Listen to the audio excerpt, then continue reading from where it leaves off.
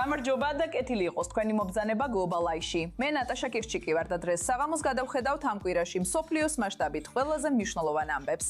მოდით გადავხედოთ, რას უნდა ველოდოთ ამ საღამოს.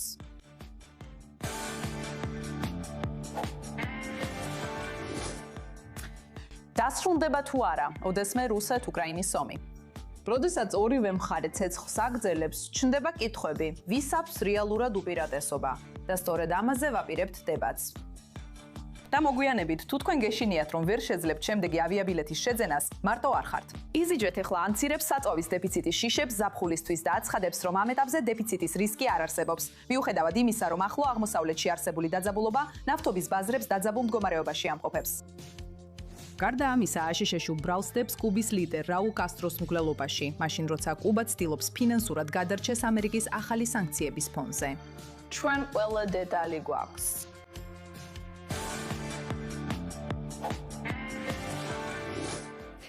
მაგრამ სანამ ამ ყველაფერზე და ბევრ სხვა თემაზე ვისაუბრებთ, მოდი გადავხედოთ რამდენიმე ყველაზე მნიშვნელოვან ამბავს, რომლებიც ამ კვირაში სოფლიოს მასშტაბით მთავარ სათაურებშია. ჩრდილოეთ ჩინეთში მომხდარი მომაკვდინებელი სამთო კატასტროფა. ახლა უკვე ბოლო 17 წლის განმავლობაში ქვეყნის ყველაზე მძიმე შემთხვევად ითვლება. მას შემდეგ, რაც მინიმუმ 82 ადამიანი დაიღუპა ქვანახშირის მაღაროში მომხდარი მასიური გაზის აფეთქების შედეგად. ხელისუფლების თქმით, დაბნეულობა გამოწვეული იყო პირველადი არეული დათვლებით, რადგან აფეთქების მომენტში პარასკევს გვიან მიწისქვეშ 247 მუშა იმყოფებოდა. დაზიანებულია კიდევ ათეულობით ადამიანი და 2 ადამიანი კვლავ დაკარგულად ითვლება. ამ დროისთვის კომპანიის ზოგიერთი ოფიციალური პირი დაკავებულია და მიმდინარეობს მათი გამოძიება. პეკინი ახლა ითხოვს სრულ გამოძიებას და უსაფრთხოების შემოწმებების განახლებას მას შემდეგ, რაც სახელმწიფო მედიამ კიდევ ერთხელ გაგააფრთხილა საზოგადოება ჩინეთის მასშტაბურ ქვანახშირის ინდუსტრიაში უსაფრთხოების ხარჯზე წარმოებისთვის უპირატესობის მინიჭების საშიში ზეწოლის შესახებ. ამასობაში ამერიკულმა სამხედრო თვითმფრინავებმა კარაკასის თავზე იშვიათი წვრთნა ჩაატარეს. ეს არის პირველი წვრთნა მას შემდეგ, რაც აშშ-ის ოპერაციამ წელს ვენესუელაში პრეზიდენტი ნიკოლას მადურო დაამხო. ოფიციალური პირები აცხადებენ, რომ ორი ოსპრეის ტიპის თვითმფრინავი ხელახლა გახსნილი აშშ-ის საელჩოს მახლობლად დაეშვა, რასაც სწრაფი რეაგირების ევაკუაციის წვრთნას უწოდებენ. ეხლა ვაშინგტონი აცხადებს, რომ ეს მზადყოფნა სათასა და ქვეყნის სტაბილიზაციას ეხება მის ახალ პოლიტიკურ მოწყობაში, მაგრამ ადგილზე აშშ-ის თვითმფრინავების დედაქალაქის თავზე ფრენის ვიზუალი სრულიად სხვაგვარად აღიქმება. ზოგიერთი ვენესუელელი ამას არასასურველ ძალის დემონსტრირებად მიიჩნევს. ევროპაში კი სერბეთი დაძაბულ მდგომარეობაშია, რადგან 10,000-ობით მომიტინგე ბელგრადის ქუჩებში გამოვიდა. ამჯერად კი სიტუაცია ძალადობრივად ვითარდება. სტუდენტების მიერ ორგანიზებული ანტისამთავრობო აქცია, რომელიც პრეზიდენტ ალექსანდრ ვუჩიჩის 12 წლიან მმართველობას აპროტესტებს, ახლა უკვე შეტაკებებში გადაიზარდა. პოლიციამ გამოიყენეთ სრემსადენი გაზი და შოკური ხუმბარები, მაშინ როცა დემონსტრანტების ჯგუფები მაშხალებს, ბოთლებსა და ქვებს ისროდნენ. მოძრაობა დაახლოებით 18 თვის წინ დაიწყო და მას საფუძველი ჩაუყარა სარკინიგზო სადგურის საბედისწერო ჩამონგრევამ, რომელმაც 16 ადამიანის სიცოცხლე იმსხორბლა და კორუფციასა და სახელმწიფო უყურადღებობაზე საზოგადოების გაბრაზება გამოიწვია. The SpaceX-მა ახლახან თავის ყველაზე ძლიერი რაკეტა კომერციული რეალობის ზღვარზე მიიყვანა, თუმცა ეს მშვიდად არ დასრულებულა. პარასკევს კომპანიამ ტეხასიდან თავისი მე-12 სტარშიპის სატესტო ფრენა განახორციელა და უზარმაზარი მომავალი თაობის რაკეტა კოსმოსში მაღალი რისკის საცდელ რეისზე გაუშვა. ეხლა ეს მისია ინდოეთის ოკეანეში კონტროლირებადი დაშვებით დასრულდა. ამას დიდი აფეთქება მოჰყვა. მაგრამ მიუხედავად ამისა, SpaceX ამ ტესტს Starship V3-ისთვის მნიშვნელოვან წინგადადგმულ ნაბიჯად მიიჩნევს. ეს არის ახალი სისტემა, რომელიც შექმნილია უფრო ხშირი Starlink-ის სატელიტების გაშვებისთვის და მომავალი NASA-ს მისიების მხარეზე გასაგზავნად. და ახლა მცვერვალს მივახციეთ.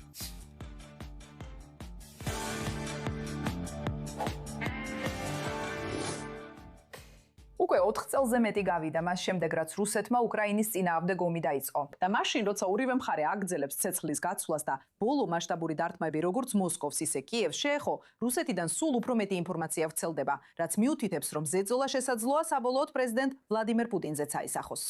დამუხრჭებული ეკონომიკის, ინტერნეტის გათიშვების და ელიტებში გაღიზიანების ფონზე ომის მომხრეებიც კი თითქოს იწყებენ კითხვების დასმას თუ საით მიდის ეს ყველაფერი. მაგრამ მაინც მოსკოვი ამტკიცებს, რომ დონბასში გამარჯვება კვლავ მიღწევადია. ასე რომ მთავარი კითხვა ახლა ასეთია. პუტინი ჯერ კიდევ სრულად აკონტროლებს ვითარებას, თუ უკვე ვიწყებთ ბზარების დანახვას თავად კრემლში. დღევანდელ პანელზე რათა განვიხილოთ უკრაინაში ომის პოლიტიკური შედეგები, ჩვენთან ერთად არის კატერინა ლისუნოვა. ის არის უკრაინელი ჟურნალისტი და მედიის მრჩეველი ორგანიზაცია Razom for Ukraine-ში. ჩვენთან ერთად არიან პრეზიდენტ ვლადიმირ პუტინის ყოფილი პრეს-სპიკერი სერგეი მარკოვი და ჩვენი უფროსი კორესპონდენტი ოენ ალტერმანი. მაგრამ სანამ დებატებს დავიწყებთ, მოდით ზოგადი ინფორმაცია მივიღოთ. რუსეთის ომი უკრაინაში სულ უფრო ნაკლებად უკავშირდება მხოლოდ საბრძოლო მოქმედებებს და უფრო მეტად ვლადიმირ პუტინის პოლიტიკურ გამძლეობას საკუთარ ქვეყანაში.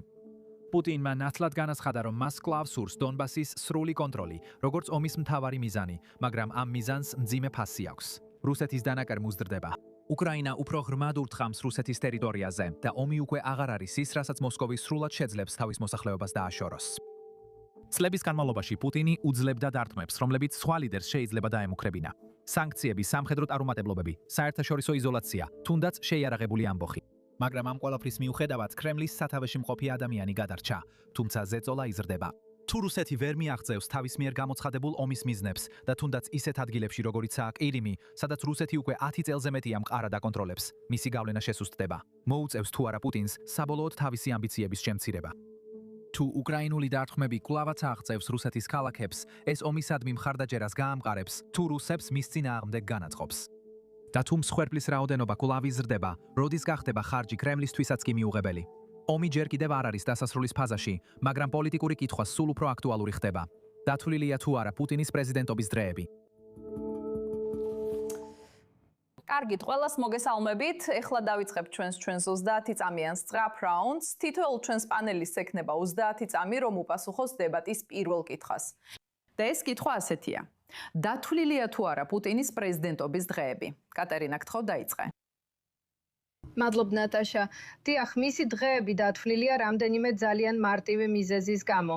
პირველ რიგში ის უკვე მოხუცი დიქტატორია და ყოველ დღე პირდაპირი მნიშვნელობით არა მხოლოდ მის მმართველობას, არამედ მის სიცოცხლესაც ამთავრებს. მისი დღეები ნამდვილად დათვლილია. ასევე მას ძალიან დიდი ილუზიები აქვს იმის შესახებ, თუ სად მიათხრევს ეს ომი მას და მის ქვეყანას. კარგი, სერგეი, რას ფიქრობ შენ? ვლადიმირ პუტინი თანამდებობაზე დარჩება, რადგან ის დემოკრატიულად აირჩიეს.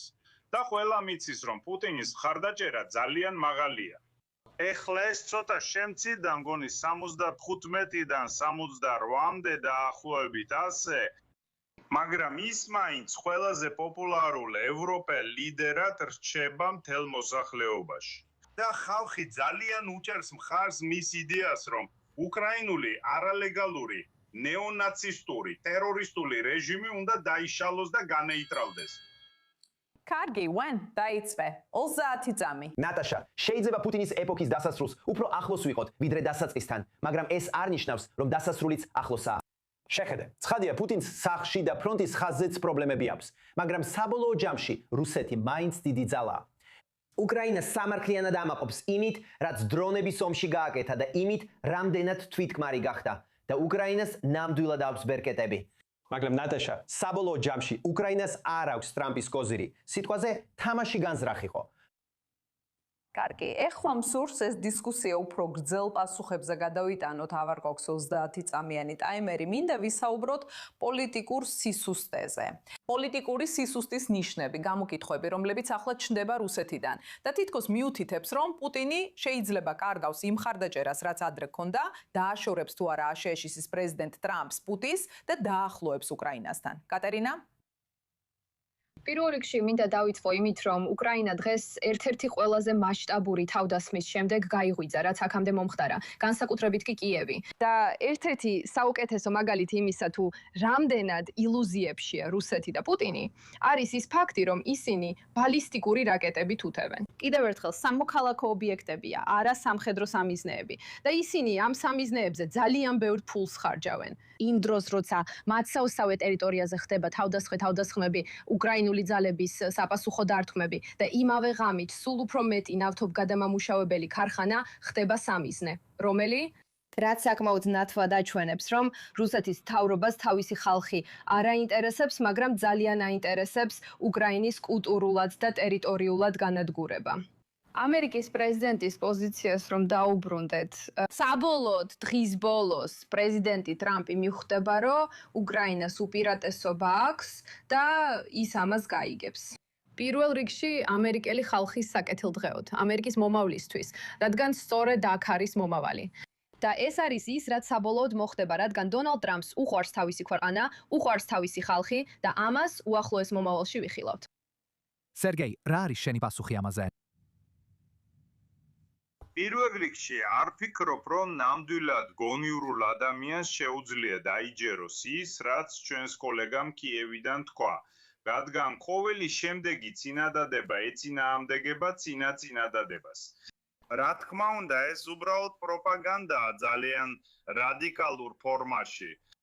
და გთხოვთ, შექმნით შტაბ-ეჭდილებას, თითქოს ჩვენ გვჯერა იმისა, რასაც ის ამბობს. რა თქმა უნდა, არა. პოლიტიკურ სისუსტეზე და ასე შემდეგ. შემდეგ და როგორც ჩვენ გვესმის, ტრამპმა გადაწყვიტა აღიაროს ხივიმი და დონბასი რუსეთის ნაწილად. და რომ უკრაინის ჯარებმა უნდა დატოვონ დონბასი, ხოლო რუსეთის არმიამ სანაცვლოდ გაიყვანოს ჯარები ხარკოვის რეგიონიდან, ხუმის რეგიონიდან და დნეპროპეტროვსკის რეგიონიდან და რომლებიც რუსეთის არმიამ დაიკავა. და ეს უნდა იყოს ტერიტორიული გაცვლა და შეერთებული შტატების მიერ ყირიმისა და დონბასის იურისდიქციის აღიარება. მაგრამ დონალდ ტრამპი ვერ შეძლებს ამ შეთანხმების შესრულებას. აი რატომაც მან პუტინსა და ზელენსკის შორის მკაფიო განსხვავება გააკეთა, რადგან ტრამპისთვის პუტინი არის დიდი, ძლიერი პოლიტიკური ლიდერი, რომელსაც ძალიან სცემს პატივს. და ზელენსკი მისთვის მტერია. ის დონალდ ტრამპის ყველა მტრის მეგობარია, რა თქმა უნდა, ეს ძალიან კარგად იცის. და ასევე ზელენსკიმ დონალდ ტრამპის მტრებს მიაწოდა გახალბებული ინფორმაცია, რათა ტრამპი ციხეში ჩაესვა. და შეიძლება გახსოვთ, რომ მან რამდენიმე საათი ციხეში გაატარა. ასე რომ, შანსი არ არის. მაგრამ ტრამპი ეხლა ვერ ახერხებს იმ შეთანხმებების შესრულებას, რომლებიც ალასკაში იქნა მიღწეული. აი ამიტომ არის სიტუაცია ასეთი და ეს უბრალოდ ომის გაგრძელება იქნება. სერგეი, შეიძლება მართალი ხარ, რომ უკრაინა ვერ მიიღებს იმ მაქსიმალურ შედეგს, რომელზეც ზოგიერთი ადამიანი ოცნებობს.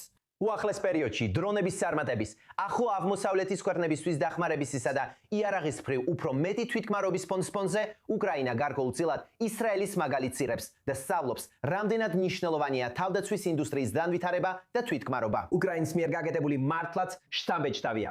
მეორე მხრივ, რუსეთმაც არ უნდა ელოდოს მაქსიმალურ შედეგებს. იცით, უბრალოდ შეხედეთ გუშინდელი დრის შედეგებს. ომის კვლევის ინსტიტუტის ყოველდღიურ მიმოხილვას. ეს თითქმის ტრაგიკულ საომარ ფილმს გავს. ერთი მხრივ, უკრაინული ძალები უფრო ღრმად გადაადგილდებიან რუსული ფრონტის ხაზების მიღმა. ამ ანგარიშის მიხედვით, შეგიძლიათ მოისმინოთ რუსი სამხედრო ბლოგერები, რომლებიც საუბრობენ იმაზე, თუ როგორ აჭარბებენ რუსი ოფიციალური პირები თავიანთ მიღწევებს ბრძოლის ველზე. ასევე საუბრობენ იმაზე, თუ როგორ შეუძლიათ უკრაინელებს დარტყმა მიაყენონ რუსეთის ტერიტორიის სიღრმეში მდებარე ქიმიურ ქარხნებსა და ნავთობის ინფრასტრუქტურას. ეს მართლაც საოცრად შთამბეჭდავია.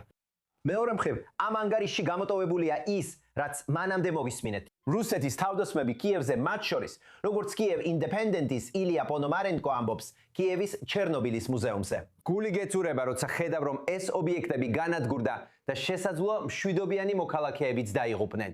ასევე ვოლოდიმირ ზელენსკი აფრთხილებს რუსეთის საშუალო სიშორის რაკეტით კიევზე თავდასხმის შესახებ. საკითხი ისაა, რომ ორივე მხარემ აჩვენა, რომ შეუძლია პოზიციების დაცვა, სროლა და ბრძოლა. უკრაინისთვის ეს 4 წლის განმავლობაში უზარმაზარი შთამბეჭდავი შედეგია, მაგრამ არა მაქსიმალური. და თუ უკრაინელებს გონიათ, რომ საქმე მათ სასარგებლოდ მიდის, შეიძლება გარკვეულწილად თავს ითხოვებენ. რადგან რუსეთი საბოლოო ჯამში დიდი ძალაა და ასიმეტრიული ომი მხოლოდ მაშინ მუშაობს, როცა ის მხარე, რომელიც უფრო დიდი და ძლიმხიერი მხარეა ბრძოლაში, თავს შეზღუდულად ბრძნობს წესებითა და ნორმებით. არ არის ნათელი, რომ ვლადიმირ პუტინი ასე იქცევა. და თუ ის მზად არის ბოლომდე ესკალაციისთვის, მაშინ მას შეიძლება ომი მოიგოს, მიუხედავად იმისა, რომ უკრაინას მნიშვნელოვანი მიღწევები აქვს. კატერინა, ვხედავ, რომ ორივე სტუმრის ნათქვამზე სახეზე ბევრი რეაქცია გეტყობოდა. რა სიტყოდი ოვენის ნათქვამზე პასუხად? პირველ რიგში მე ვიმყოფები ვაშინგტონში, DC-ში და არა კიევში. ეს უბრალოდ თქვენი მაყურებლებისთვის გასარკვევად. კიდევ ერთი აზრი ისაა, რომ ბევრი ადამიანი ფიქრობს თითქოს რუსეთს ძალა მხოლოდ მისი ზომის გამო აქვს. მაგრამ რუსეთს არ აქვს არანაირი ტექნიკური განვითარების შესაძლებლობა.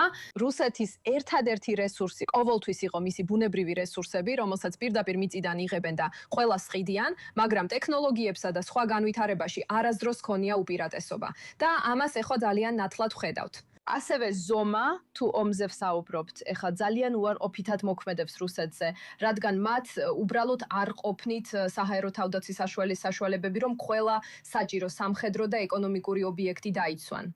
და ჩვენ ხედავთ, როგორ მოქმედებს ეს ეხლა. ეხლა იცით, მინდა ცოტა ვისაუბრო იმ მზარდ რუსულ დანაკარგებზე, რასაც ბოლო კვირებში ვხედავთ.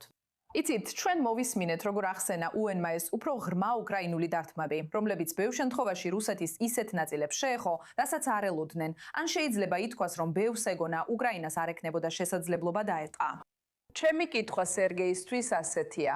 ვხედავთ თუ არა მოსკოვში აზრთა გაყოფას იმის გამო, რომ ამ ომის შედეგად რუსულ მხარეს დაღუპულთა რაოდენობა იზრდება. დიდი რუსი დაღუპულები, რადგან ეს ყველაფერი ხელისუფლების მხრიდან უბრალოდ პროპაგანდაა. შეხედეთ ციფრებს, ძალიან მარტივია. ბოლო 2 წლის განმავლობაში ხდებოდა დაღუპული ჯარისკაცების ცხედრების გაცვლა. ეს არის 1:40-ზე. 1:40-ზე. ერთი რუსი ჯარისკაცი გაცვალეს 40 უკრაინელ ჯარისკაცზე. ეს მოხდა 2 წლის განმავლობაში. ეხლა ეს ცოტა შეიცვალა, ეხლა 1:15-ზე. ეს ნიშნავს, რომ ახლაც კი, მიუხედავად იმისა, რომ რუსული შეტევა ცოტა შემცირდა, მიუხედავად ამისა, აპრილში დაჭრილების გაცვლის რაოდენობა იყო ასეთი: ერთი რუსი მოკლული ჯარისკაცი 15 უკრაინელ ჯარისკაცზე. რა თქმა უნდა გავითვალისწინოთ არა მხოლოდ მოკლული ჯარისკაცების რაოდენობა, არამედ ის ფაქტიც, რომ რუსეთის არმია წინ მიიწევს. აი ამიტომ საბრძოლო ველი რუსეთის კონტროლის ქვეშაა, მაგრამ ეს ასევე აჩვენებს, რომ შეუძლებელია თუნდაც გონივრულად და რაციონალურად იფიქრო, რომ რუსეთმა, როგორ თქვა, მოკლული ჯარისკაცების რაოდენობა უკრაინაში სირიაზე მეტია. და მეორე, უნდა გაითვალისწინო, რომ რუსეთის მოთხოვნა დონბასის აღება არ არის. არა.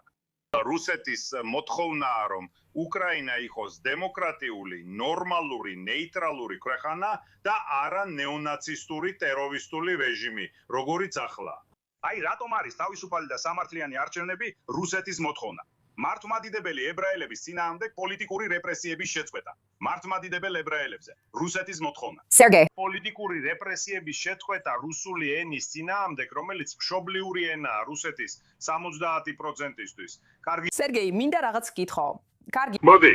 მინდა კითხო რაღაცა იმ ინტერნეტის გათიშვებზე, რაც რუსეთში ვნახეთ. თუ ეს მსხვერპლის რაოდენობა, რომელიც გავრცელდა, სინამდვილეში არასწორია, რატომ ხედავთ ინტერნეტის ესეთ მასობრივ გათიშვებს რუსეთში, რაც საშუალო რუსისთვის ართულებს მსოფლიოს წამყვანი მედიის ცდომას მიმდინარე ომის შესახებ?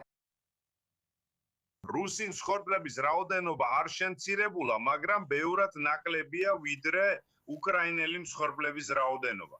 და უნდა გავიხსენო, რომ რუსეთს აქვს, მაგრამ საქმე არც კი ეხება რიცხვებს. უბრალოდ რატო ხედავთ ამ ინტერნეტ გათიშვებს? ხო, ავხსენი, ცეცხლივითაა.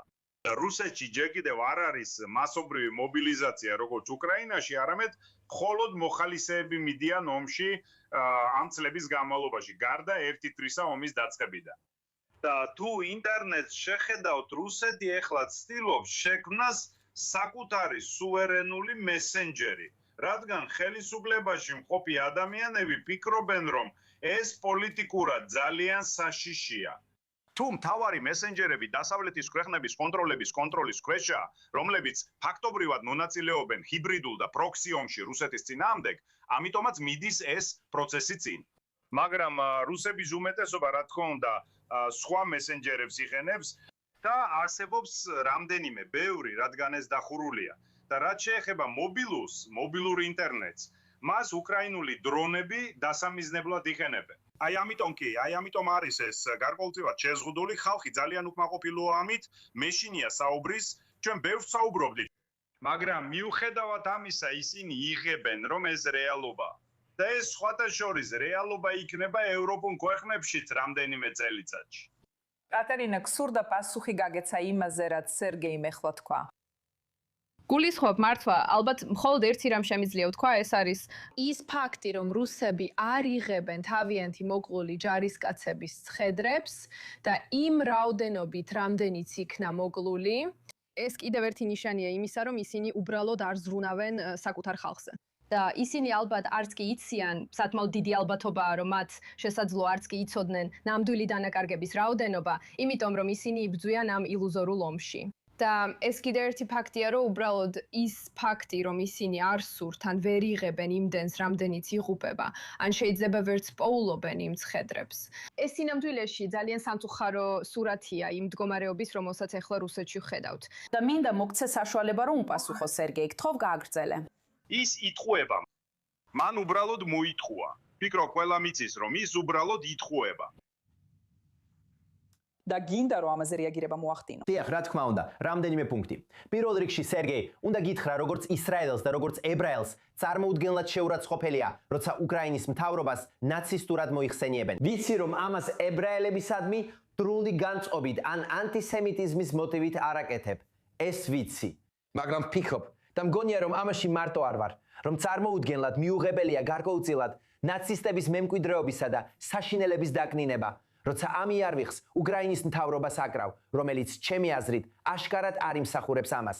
ასევე რაც შეეხება ინტერნეტის შეფერხებებს, ვეთანხმები თქვენს მოსაზრებას, რომ უკრაინელებს შესაძლოა ინტერნეტი სამხედრო თვალსაზრისით რუსეთის წინააღმდეგ გამოიყენონ. ჩვენ ნახეთ ისრაელში მაგალითად ბოლო 2 წელიწად ნახევრის განმავლობაში, როგორ გათიშეს GPS სისტემები ქვეყნის გარკვეულ ნაწილებში, გარკვეულ დროს. და მიუხედავად იმისა, რომ ეს ჩვენთვის გამაღიზიანებელი იყო, ჩვენ ეს გავიგეთ. მაგრამ რუსეთში ინტერნეტის ფართო შეზღუდვები აშკარად ინფორმაციის კონტროლის ცდელობას გავს. ამის მიუხედავად ნატაშა, როგორც მწარე გამოცდილებით ვისწავლეთ ბოლო 4 წლის განმავლობაში, ეს ომი მხოლოდ სამართლიანობას არ ეხება, ის მშვიდობასაც ეხება. და ამ ორი მიზნის დაბალანსება ისეთივე მნიშვნელოვანია, როგორც ყოველთვის. და მე მაწუხებს პოტენციური ქედმაღლობის საკითხი უკრაინული მხარის მხრიდან. გზნობა, რომ მიღწეული წარმატებების ფონზე, თუნდაც მცირე წლისთვის ბრძოლის ველზე, გეოპოლიტიკური წარმატებების, დრონებით ომისა და ოპერაციულად რუსეთის ტერიტორიაზე ღრმა დარტყმების მხრივ. რამდენადაც შთამბეჭდავია ეს ყველაფერი, უკრაინამ არ უნდა დაივიწყოს, რომ ასიმეტრიულ ომში, როდესაც ძლიერი მხარე აუცილებლად არ გრძნობს თავს შეზღუდულად წესებითა და ნორმებით. და დიახ, როდესაც საბოლოოდ ძლიერი მხარე ბირთვული იარაღის მფლობელია, ამ პარტავნება უნდა შეიზღუდოს და პოლიტიკა უნდა იყოს რაციონალური, გონიერი და პრაგმატული. და იმედი მაქვს, რომ კიევში ამას ითვალისწინებენ, როცა ამ რთულ სიტუაციაში გზას იპოვიან. სერგეი, მაინტერესებს შენი აზრი, რა არის ამ ეტაპზე პუტინისა და კრემლის საბოლოო მიზანი? იცი ხედავთ თუ არა, რომ ომი საბოლოო ფაზაში შედის? თუ ფიქრობ, რომ კიდევ ბევრი ბრძოლა გველის წინ? რუსეთი არ იბრძვის ტერიტორიებისთვის. რუსეთი ყველაზე დიდი ქვეყანაა მსოფლიოში. რუსეთი იბრძვის უკრაინაში ხალხის თავისუფლებისთვის. პირველ რიგში იმ ხალხის თავისუფლებისა და უსაფრთხოებისთვის, ვინც რეფერენდუმზე მისცა ხმა და ამ ახალ 5 რეგიონში რუსეთს შეუერთდა, მაგრამ ასევე უკრაინაში მცხოვრები ხალხისთვისაც. ისინი უნდა გათავისუფლდნენ ახალი ნაცისტური რეჟიმისგან. მე ვამტკიცებ, რომ ეს არის ახალი ნაცისტური რეჟიმი. თუ გნებავთ, ძალიან მარტივ ფაქტს მოგცემთ, რომელსაც შეერთებული შტატების კონგრესი ადასტურებს, რომ ეს არის ახალი ნაცისტური რეჟიმი, ეს მართლაც მარტივია. და რუსეთს არ სურს მუქარა უკრაინული რეჟიმისგან, მისგან, არც რუსეთისთვის და არც უკრაინაში მცხოვრები რუსი ხალხისთვის, სადაც უმრავლესობა რუსი ხალხია. უკრაინაში, რადგან კიევი, როგორც შეიძლება იცოდეთ, 3 საუკუნის განმავლობაში რუსეთის დედაქალაქი იყო ისტორიაში. უკრაინა 1000 წლის განმავლობაში რუსეთის ნაწილი იყო. და უკრაინა უბრალოდ ნიშნავს, იცით, რუსეთის კუთხეს. ეს არის ამ სიტყვის უკრაინის თარგმანი რუსეთის კუთხე. ამიტომ რუსეთისთვის, ვლადიმერ პუტინისთვის მიზანი ძალიან ნათელია. უკრაინული რეჟიმისგან საფრთხე არ უნდა ემუქრებოდეს არც რუსეთს, არც უკრაინის მოქალაქეებს, რაც ნიშნავს დემილიტარიზაციას, დენაციფიკაციას, დემოკრატიზაციას და პოლიტიკური რეპრესიების შეწყვეტას. ძალიან მარტივია. კატარინა, მინდა შენი აზრი მოვისმინო ამ საკითხზე. შენი აზრით, ომი დასასრულის ფაზაში შეშიშვედის თუ კიდევ მრავალი წელი მოგვიწევს ბრძოლა და ასევე შეგიძლია სერგეისაც უპასუხო. დავინახე, რომ თავს აქნევდი. პირველ რიგში თუ ომზე ვსაუბრობთ, ვფიქრობ ეს დიდხანს გაგრძელდება, რადგან იმდენ ხანს გაგრძელდება, რამდენ ხანსაც რუსეთის რიტორიკა იგივე იქნება, როგორც ახლა მოვისმინეთ. მანამ სანამ ისინი რიტორიკას არ შეცვლიან, სიტუაცია ალბათ იგივე დარჩება, თუმცა უკრაინას უკვე აქვს მიღწევები, ტერიტორიული მიღწევები და მაშინაც კი როცა უკრაინა რუსებს თავის ტერიტორიიდან გააძევებს, რუსეთი მაინც განაგრძობს თავდასხმას. და ალბათ ძალიან მსგავს სიტუაციას ვიხილავთ, როგორც ისრაელშია. და ჩვენ გარკვეული დროის განმავლობაში ერთად მოგვიწევს ცხოვრება, სანამ რუსეთი არ აღიარებს იმ ფაქტს, რომ მას არ შეუძლია კონდეს ტერიტორიული პრეტენზიები უკრაინაზე. იქნება ეს პროპაგანდაზე, ისტორიულ იდეებზე თუ სხვა რამეზე დაფუძნებული, მათ უბრალოდ არ აქვთ ამის უფლება. და სანამ ისინი ამას არ გაიგებენ, ეს კონფლიქტი კვლავ გაგრძელდება. მაგრამ ის ყოველდღიურად ბევრად უფრო რთული და მძიმე იქნება რუსეთისთვის. რაც ზუსტად შემიძლია გითხრათ, ის არის, რომ ვიცი წლის ბოლომდე რუსეთზე დრონებით თავდასხმები, საპასუხო დარტყმები მნიშვნელოვნად გაიზრდება და რუსული დანაკარგებიც ბევრად უფრო გაიზრდება. მაგრამ ეს არის ის, რასაც წლის ბოლომდე ვნახავთ. გაიგებს თუ არა რუსეთი პუტინის სახით, ამას და გადაარჩენს თავის ხალხს თუ არა. ეს კითხვა მათთვის ღია. კარგი, სამწუხაროდ უნდა დავასრულოთ ეს დებატი. მინდა მადლობა გადაუხადო ყველა ჩვენს პანელისტს. ეხლა მცირე სარეკლამო შესვენებაზე გავდივართ. დარჩით ჩვენთან გლობალაიზზე. მალე დავბრუნდებით.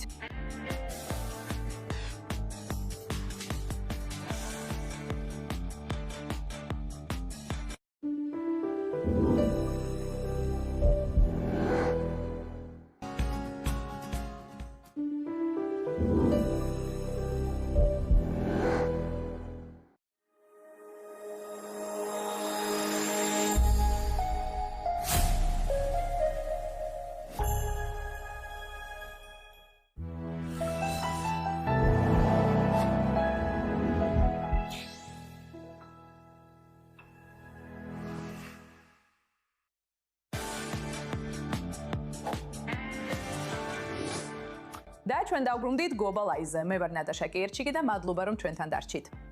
სავსე სამგზავრო მატარებელი, რომელიც სამხრეთ-დასავლეთ პაკისტანში მოძრაობდა, გამანადგურებელი მძიმე თვითმკვლელი ტერაქტის მსხვერპლი გახდა, რის შედეგადაც სულ მცირე 23 ადამიანი დაიღუპა და 70-ზე მეტი დაშავდა. ოფიციალური პირების თქმით, ასაფეთქებელი ნივთიერებებით სავსე მანქანა აფეთქდა რკინიგზის რელსებთან ქედაში, სწორედ მაშინ, როცა მატარებელი გადიოდა, რამაც ორი ვაგონი გადააბრუნა და ცეცხლი წაუკიდა. ბევრი დაღუპული და დაშავებულია, ასევე ბევრი სახლი განადგურდა. მე ამ რაიონიდან ვარ. დილით ადრე ძალიან ძლიერი აფეთქება მოხდა. როცა გარეთ გამოვედი და დავიხედე, მატარებლის გარშემო სრული ქაოსი იყო. სეპარატისტულმა შეიარაღებულმა ჯგუფმა BLA-მა აიღო პასუხისგებლობა და განაცხადა, რომ სამიზნე უსაფრთხოების თანამშრომლები იყვნენ, თუმცა დაღუპულებს შორის მშვიდობიანი მოქალაქეებიც იყვნენ. ეს არის ჯგუფი, რომელიც პაკისტანის ცენტრალური მთავრობისგან დამოუკიდებლობას ითხოვს. ეხლა გადავდივართ აფრიკაზე. აღმოსავლეთ აფრიკაში მიმდინარეობს მწვავე პოლიტიკური დავა, მეორადი ტანსაცმლის საკითხზე. და მთავარი საკითხი აქ ძალიან მარტივია.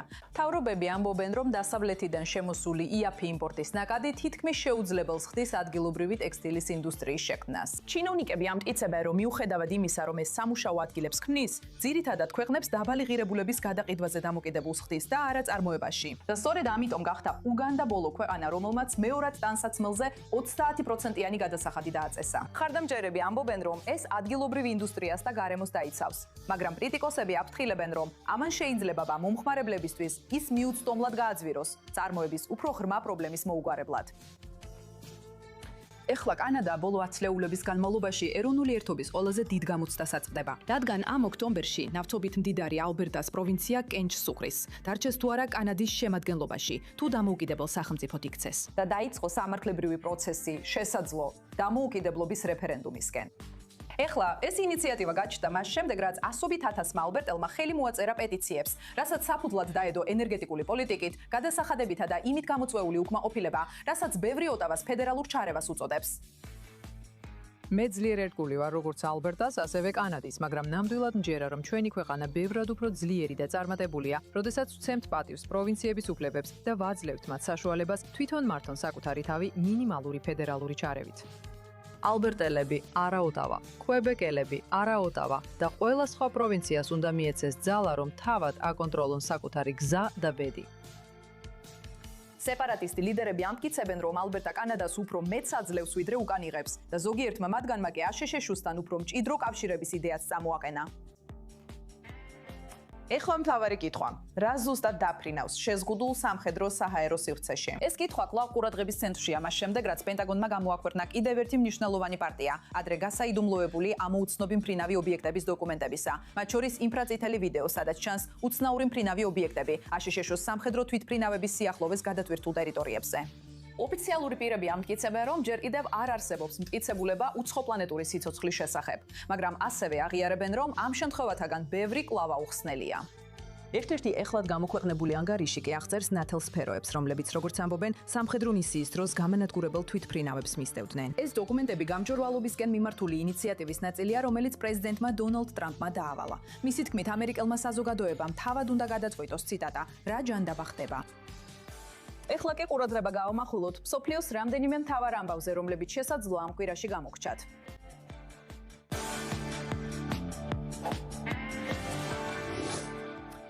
ჩინეთის ლიდერმა სი ძინპინმა გასული კვირა გაატარა იმით, რასაც ძალიან ცოტა მსოფლიო ლიდერი შეძლებს დღეს. რამდენიმე დღის განმავლობაში შეხვდა როგორც აშშ-ის პრეზიდენტ დონალდ ტრამპს, ასევე რუსეთის ლიდერ ვლადიმერ პუტინს.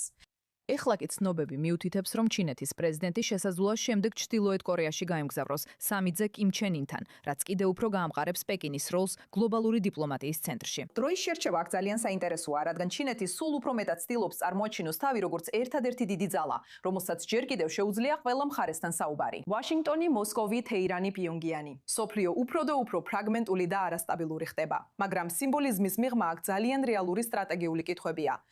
და ეს არის კითხვა, რამდენად დიდი გავლენა აქვს ჩინეთს რეალურად ჩრდილოეთ კორეაზე? ეხლა ჩვენთან ერთად არის პიოტრ კურსინი. ის გაეროს ყოფილი თანამშრომელი და გეოპოლიტიკური ექსპერტია. ეხლა სი ძინპინმა უმასპინძლა როგორც ტრამპს, ასევე პუტინს. მალე ის შესაძლოა კიმ ჩენ ინსაც შეხვდეს. როგორ ფიქრობთ, რა გზავნილის გადაცემას ცდილობს ჩინეთი, როდესაც თავს ამ გლობალური ძალაუფლების ურთიერთობების ცენტრში აყენებს? კარგია თქვენთან ყოფნა.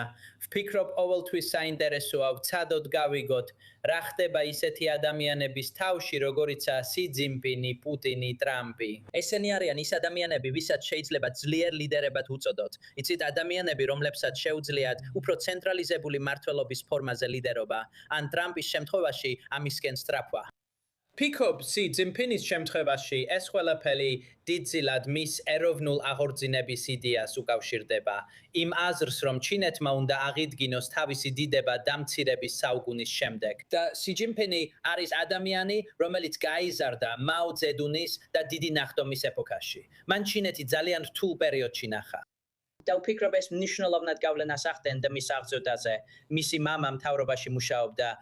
და ის იყო ადამიანი, რომელმაც ძალიან პედანტურად იმუშავა ჩინეთის ინტერესების დასაცავად, ისე როგორც ჰუ ძინტაომ და მისმა წინამორბედებმა ვერ შეძლეს. და ამ შემთხვევაში პუტინისა და ტრამპის მასპინძლობა აჩვენებს, რომ ჩინეთს შეუძლია ყველასთან ურთიერთობა. ფიქრობ, ყოველთვის უნდა დავამატოთ მცირე შენიშვნა, რომ ეს შეხვედრები იმ მიზეზით ტარდება, რომ ორივე მხარეს თავისებური დაგვიანებები ჰქონდა. ელგამ ჩინეთს არ ჰქონდა ეს ერთდროულად გაკეთების ვალდებულება.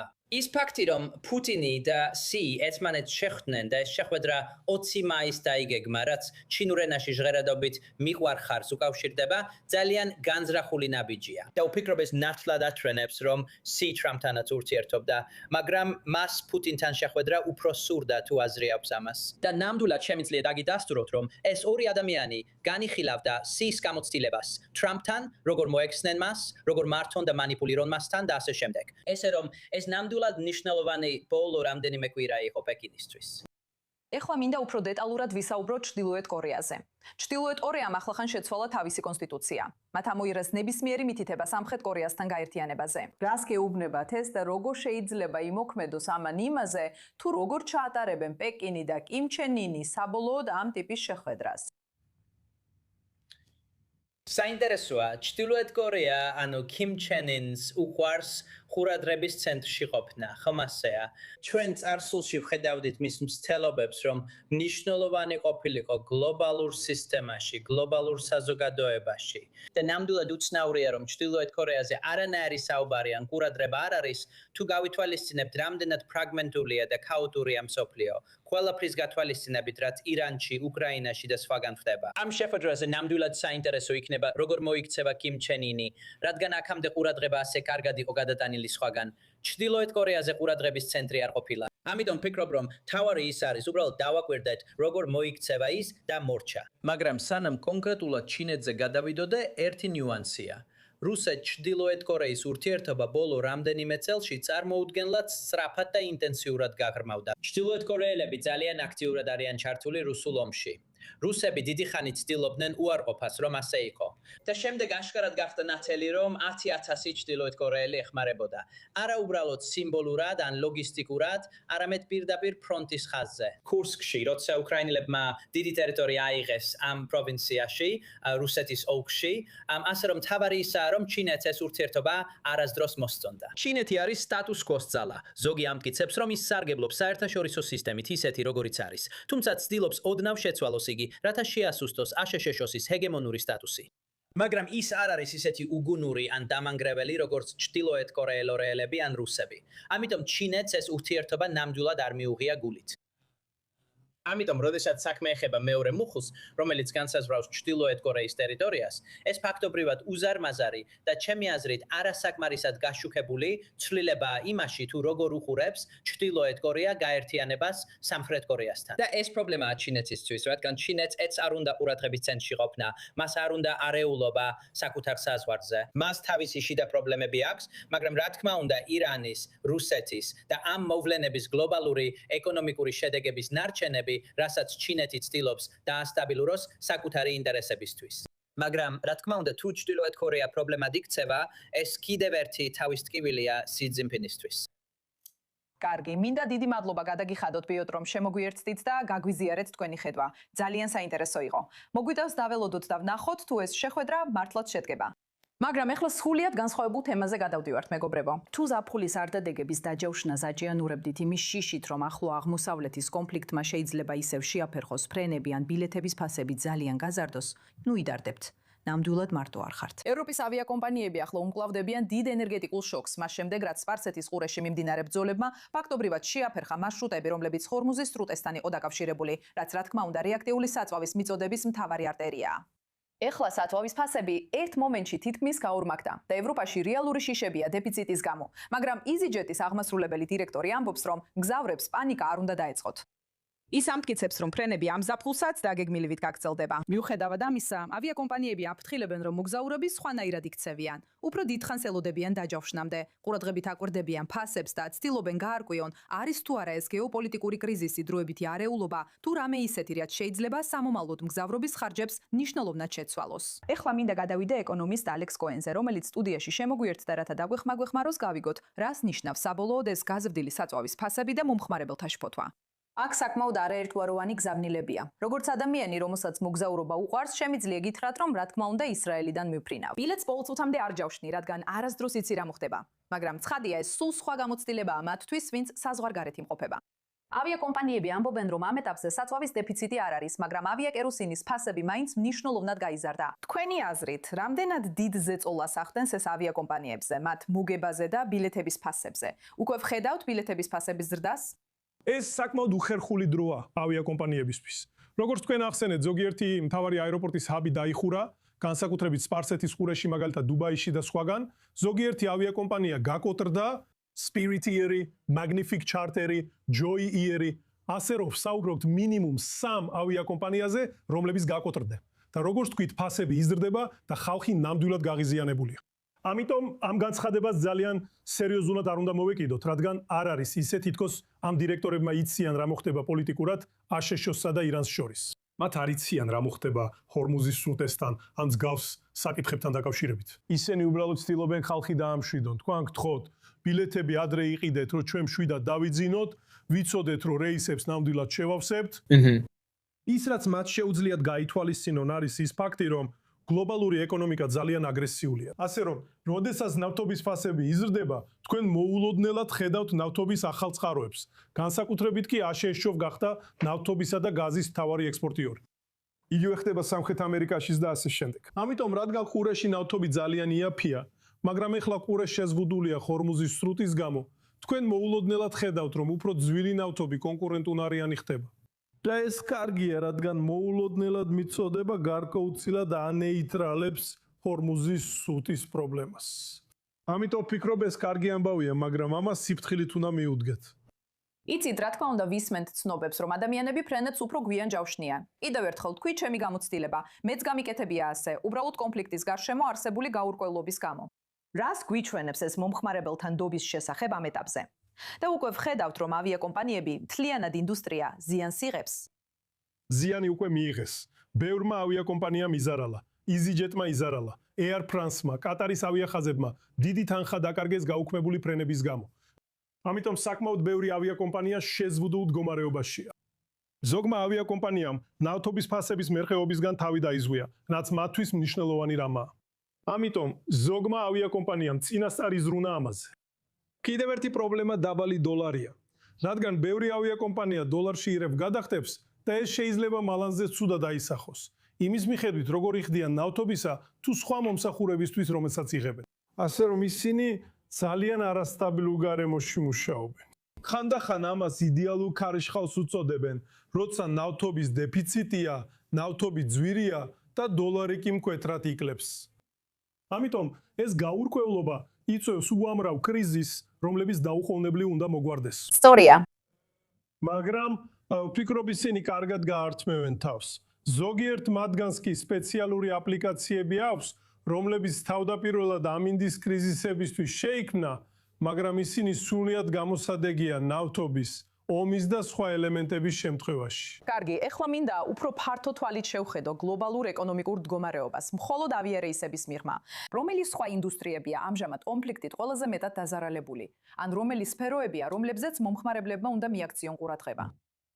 ანუ გულისხმობ იმ ინდუსტრიებს, რომლებსაც ბევრი ენერგია სჭირდებათ. ერთი ახალი ინდუსტრია, ესეთი ინდუსტრია არის ხელოვნური ინტელექტის ინდუსტრია. რადგან ისინი იყენებენ კომპიუტერების დიდ ფერმებს, რომლებიც ამუშავებენ დიდ ენოვან მოდელებს. ასე რომ ჩვენ საუბრობთ ამაზე. კომპიუტერული ფერმების უზარმაზარი რაოდენობა, რომლებიც ბევრ ენერგიას მოიხმარენ. ენერგია ძალიან ძვირია და ბოლო დროს უფრო რთული გახდა მისი მოპოვება. თუ ლოგისტიკაზე ვსაუბრობთ, ჩვენი ტანსაცმლის დიდი ნაწილი, რასაც ახლა ვატარებთ, შორეულ აღმოსავლეთშია წარმოებული. და შედეგად ამ პროდუქტების მიწოდების ჯაჭვი, იქნება ეს ტანსაცმელი, ელექტრონიკა, ავტომობილები თუ სხვა, შეზღუდულია, როგორც ეს კოვიდის პანდემიის დროს ვიგრძენით. და შედეგად ეს ყველაფერმა მომარაგების ჯაჭვები დაარღვია, რაც ნიშნავს, რომ უზარმაზარი მარაგები დაგროვდა, რომლებიც მოგვიანებით უნდა გაიგზავნოს. ამიტომ არის დეფიციტი და ასე შემდეგ. ამიტომ ეს შესაძლებლობაა ყველასთვის, ვისაც მარაგი აქვს და შეუძლია ამით ისარგებლოს. ეს საფრთხეა მათთვის, ვინც პროდუქტების გარეშეა დარჩენილი. ასე რომ, ეს არის ძირითადი ინდუსტრიები, რომლებიც ამით დაზარალდებიან. კარგი, მინდა მადლობა გადაგიხადო ალექს, რომ შემოგვიერთდი, სასიამოვნოა. ფიქრობ, ყველანი ვიმედოვნებთ, რომ მალე გაირკვევა, შეგვიძლია თუ არა შემდეგი შვებულება ხელმისაწვდომ ფასად გავატაროთ. ჩვენ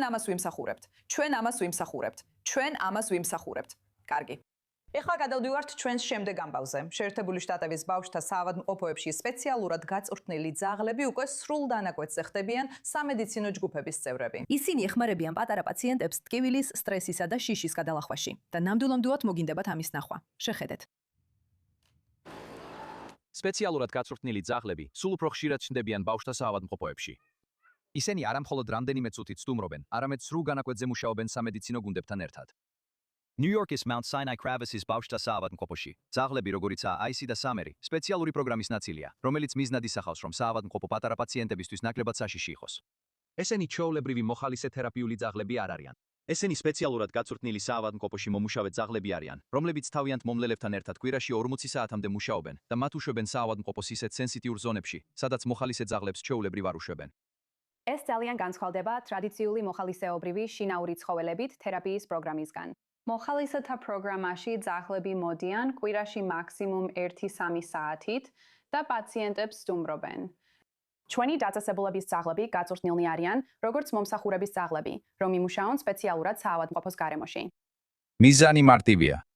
სიმშვიდე მოუტანონ, შეამცირონ სტრესი და დაეხმარონ ბავშვებს მკურნალობის ყველაზე რთულ მომენტებში. ზოგიერთი პაციენტისთვის ეს ნიშნავს, რომ ძაღლი იყოს ახლოს მტკივნეული ან შემაშინებებელი პროცედურის დროს. სხვა პაციენტებისთვის ეს ნიშნავს мотиваციის პოვნას, რომ ადნენ საწოლიდან, გაიარონ ან უბრალოდ ისევ ბავშვივით იგრძნონ თავი ისეთ ადგილას, სადაც ყველაფერი ჩვეულებრივს არ აქვს. ექსპერტები ამბობენ, რომ ეს პროგრამები მთელ შეერთებულ შტატებში ფართოვდება და საავადმყოფოები, როგორიცაა Johns Hopkins-ი, Norton Children's-ი, St. Louis Children's-ი და Mount Sinai, იყენებენ საავადმყოფოში სრულ განაკვეთზე მომუშავე ძაღლებს, პედიატრიული მოვრის მხარდასაჭერად. მკვლევარები ამბობენ, რომ ამ ძაღლებთან თუნდაც მოკლე ურთიერთობამ შეიძლება გააუმჯობესოს კეთილდღეობა, შეამციროს სტრესი და ბავშვებს ტკივილთან გამკლავებაში დაეხმაროს. არიზონას უნივერსიტეტის ადამიანის და ცხოველის კავშირის ლაბორატორიაში ექსპერტები ამბობენ, რომ ძაღლებს შეუძლიათ საავადმყოფოს გარემოს ნორმალიზება, ბავშვების პროცედურებისთვის მომზადება და გამოჯამრთელების მხარდაჭერა. ისინი ასევე იღებენ ანაზაურებად დასვენების დროს, ზუსტად ისე, როგორც ჩვენი მომვლელები. ამიტომ ისინი დასვენების დროსაც მომვლელებთან ერთად ატარებენ. როცა სამსახურში არ არიან, სახლში არიან თავიანთ ძირითად მომვლელებთან და უბრალოდ ჩვეულებრივი ძაღლები არიან. ჟილეტი იხსნება და ისინი უბრალოდ შინაური ცხოველები ხდებიან, როცა სამსახურში არ არიან. ოჯახებისთვის, რომლებიც საავადმყოფოში ხანგრძლივ ყოფნას აწყდებიან, ეს მხარდაჭერა შეიძლება დიდხანს დარჩეს მათ გულებში. საავადმყოფოს პერსონალი ამბობს, რომ ზოგიერთი ბავშვი ძაღლებთან ხმა ურთიერთობას ამყარებს. და პაციენტებისთვის, რომლებიც ყველაზე რთულ მკურნალობას გადიან, ეს კომფორტის მომენტები შეიძლება ყველაფერს ცვლიდეს. საკმაოდ გასაოცარია. არაფერი შეედრება ძაღლებს. კარგი, გადავდივართ ჩვენს შემდეგ ამბავზე. 10 წლეულების განმავლობაში კუბის კომუნისტური ხელმძღვანელობა ამერიკის ზეწოლას უძლებდა სანქციების, იზოლაციისა და ისეთი მოკავშირეების მხარდაჭერის წყალობით, როგორიცაა რუსეთი და ჩინეთი. მაგრამ ეხლა ტრამპის ადმინისტრაცია ყველაფერს ახალ დონეზე ახკავს. აშშ-ს სასამართლომ ყოფილი კუბელი ლიდერი რაულ კასტრომ მკვლელობაში დაადანაშაულა 1986 წელს ორი სამოქალაქო თვითმფრინავის ჩამოგდების გამო, რომლებსაც კუბურ-ამერიკული დისიდენტური ჯგუფი მართავდა. ინციდენტი, რომელმაც 4 ადამიანი იმსხვერპლა და დრენდე ღრმა ემოციურ ტკივილად რჩება ფლორიდაში მცხოვრები კუბელი ემიგრანტებისთვის. ეს ნაბიჯი უკვე იწვევს მკვეთრ გლობალურ რეაქციას. როგორც მოსკოვი, ასევე პეკინი ადანაშაულებენ ვაშინგტონს დაშინების გამოყენებაში და რეჟიმის შეცვლის ტაქტიკებით თამაშში. ეს ხდება იმ დროს, როცა აშშ-მ ახალი სანქციები დააწესა ქვეყანაზე, რაც ფაქტობრივად ბლოკადას უწესებს ნავთობის მიწოდებას კუბისთვის, რაც კიდევ უფრო ამძაფრებს საწვავის კრიზისს, იწვევს ხანგრძლივ ელექტროენერგიის გათიშებსა და საკვების დეფიციტს. ეხლა ჩვენთან ერთადაა ჯონ კავალეკი. ის ნიუ-იორკში დაფუძნებული აშშ-ში კუბის ვაჭრობისა და ეკონომიკური საბჭოს პრეზიდენტია. პირველ რიგში როგორ შეაფასებდით, რამდენად მნიშვნელოვანია რაულ კასტროს წინააღმდეგ წარდგენილი ბრალდება? იცით, ეს უფრო სიმბოლურია, თუ რეალურად შეიძლება გზა გაუხსნას აშშ-ში უფრო აგრესიულ ქმედებებს კუბის მიმართ და როგორ ფიქრობთ, როგორ შეიძლება ეს გამოიყურებოდეს? ეს ორივეს კომბინაცია, რაც თქვით. ეს უფრო საჩვენებელია, ეს სიმბოლურია. რაულ კასტრო არასოდეს ნახავს აშშ-ის ციხის საქმეს შიგნიდან. მას არასოდეს გაატარებენ კამერების წინ ბორკილებით. ის თავის ბოლო დღეებს გაატარებს. ივნისში 95 წლის ხდება, თავის ბოლო დღეებს, ბოლო წლებს კუბაში გაატარებს, კუბაში მოკვდება, კუბაში დაკრძალავენ.